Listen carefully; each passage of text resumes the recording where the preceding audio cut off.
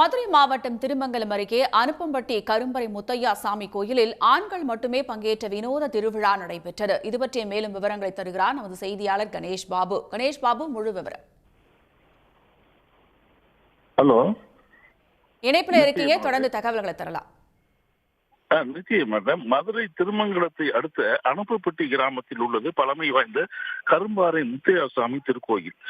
இத்திருக்கோயிலில் ஆண்டுதோறும் மார்கழி மாதம் ஆண்கள் மட்டுமே அசைவ உணவு சமைத்து சுற்றியுள்ள 20க்கும் மேற்பட்ட கிராமப்புறங்களிலிருந்து வரும் ஆண்களுக்கு 5000க்கும் மேற்பட்ட ஆண்கள் ஒன்று கூடி நாங்கள் கோவில் வளாகத்தில் மண் தரையில் அமைந்து இலைகளில் வைத்து அவர்களுக்கு அசைவ விருந்துகளை அக்கிராம மக்கள் உபசரித்து மகிழ்வர்.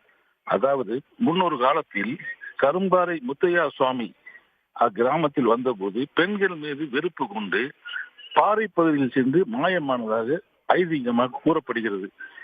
இதன் நினைவாக அத்திருக்கோயில் முன்பு பாறையே, அதாவது உருவமற்ற பாறையே முத்தையா சுவாமியாக வழிபட்டு வரும் இந்த கிராம மக்கள் ஆண்டுதோறும் மார்கழி மாதம் நேர்த்திக்கடனாக செலுத்தக்கூடிய கருப்பு நிற ஆடுகள் மட்டுமே, அதாவது 50க்கும் மேற்பட்ட ஆடுகள் மற்றும் 3000 கிலோ அரிசி கொண்ட சாதம் சமைத்து ஆண்கள் மட்டுமே சமைக்கப்பட்டு நள்ளிரவில் சமைத்து அங்கு மதுரை, செக்கானூர்ணி, மாவிலிப்பட்டி, திருப்பரங்குன்றம் உள்ளிட்ட சுற்று வட்டார பகுதியில் வரும் 5000க்கும் மேற்பட்ட ஆண்களுக்கு அசைவ விருந்து உபசரித்து மகிழ்வர்.